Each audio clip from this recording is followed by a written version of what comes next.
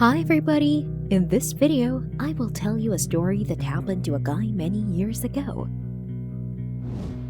There is nothing supernatural about this story, but it has captured the minds of many people in its time, and few people don't know about it. I believe that each of you should hear it too. It happened in 1914 in Jewish immigrants' family in the US. In a family where the father worked as a math teacher and his mother worked as a linguist in the library, a boy named George was born. George's childhood was just the same as his peers, but the boy's father placed a special emphasis on his geometry study. The guy didn't really like it, but he didn't want to argue with his parents. In the beginning, he solved simple tasks. But by the end of school, he was able to solve difficult ones. Despite the fact that he was good in geometry, this knowledge and skills allowed him to enter the prestigious University of Maryland in the Department of Mathematics. He didn't become a genius. He was the same student as the others and was no different from others. He even often skipped classes, for which he received additional tasks and punishment. And from this moment, we begin the story. This story can greatly change your worldviews. Let's now imagine one situation: the University of California, Berkeley, 1939, with a 25-year-old student named George running down the hall late for his statistics class. And he was already 25 minutes late. The guy tried to be inconspicuous so as not to stumble upon the punishment again. He caught his breath and quietly entered the office, sitting at the farthest seat. After that, he looked around, hoping to hear what he had missed. However, he realized that this wasn't the best time to attract attention. During the class, he noticed two tasks at the blackboard that George thought were homework. The guy, not listening to the teacher, copied the equations to his notebook and began to think about something of his own. But when he returned home after all the classes, he really regretted his lateness. When he started doing his homework, he realized how difficult it was. The teacher must have explained them at the beginning of the class, George thought. The guy had no choice, so he spent several days trying to figure out how to solve them. Whatever it was, it turned out to be much easier, but more difficult at the same time. A few days later, during the statistics class, the guy gave the notebook with his homework to the professor, who absently accepted it without looking up from reading the lecture.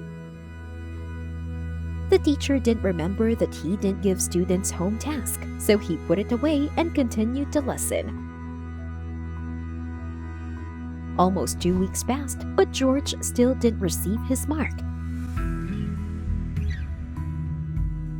In the next class, he was told that the tasks were still being checked. The guy was worried because such a long check could greatly affect his grades. However, what happened next is difficult to explain in words. Later, he was called to the dean's office to have a serious conversation. He had a bad feeling. But after he entered the office, he saw several unfamiliar people standing with the dean and the statistics professor. George prepared for the worst. The professor happily congratulated him and asked if he had solved it himself or if someone had helped him. George asked what was he talking about. The statistics professor looked at him in surprise and then handed him a notebook with the homework assignment that were all done correct. The professor said that he was shocked by his solving. He recalled that during the lecture, he showed the equations to the students and said they were unsolvable. They were a riddle that even the most outstanding minds of the time couldn't solve. Neither the professor nor the famous mathematicians of that time could solve them. However, George didn't know that the equations were unsolvable because he missed the part of the class where the professor explained it. And by some stupid coincidence, he did something incredible. After racking his brain for a few days, he finally managed to solve them. The members of the Mathematical Academy of the United States came to congratulate the guy. This unfortunate student's name was George Bernard Dantzig. He was the founder of linear programming, the 20th century's well-known scientist, as well as the developer of an algorithm that was used in solving tasks using the simplex method. In addition, in 1974, George became the first recipient of the von Neumann Prize. A few years after this incident, he received the U.S. National Medal of Honor and became an honorary doctor of the University of Maryland. A few decades later, in the 70s of the last century, he was elected to the U.S. National Academy of Sciences, the National Academy of Engineering, and the American Academy of Arts and Sciences. After his death, he left a large number of amazing works. But who knows, maybe all this wouldn't have happened if he had come to the class on time. This is what George Dantzig himself once said, recalling the incident with a smile. Sometimes we can do something truly incredible and impossible. However,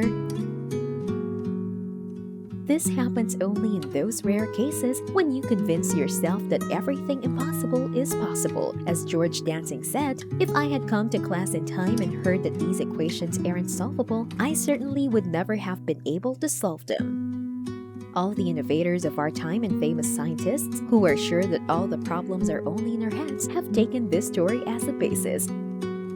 They believe that nothing is impossible and you can do anything if you believe in yourself.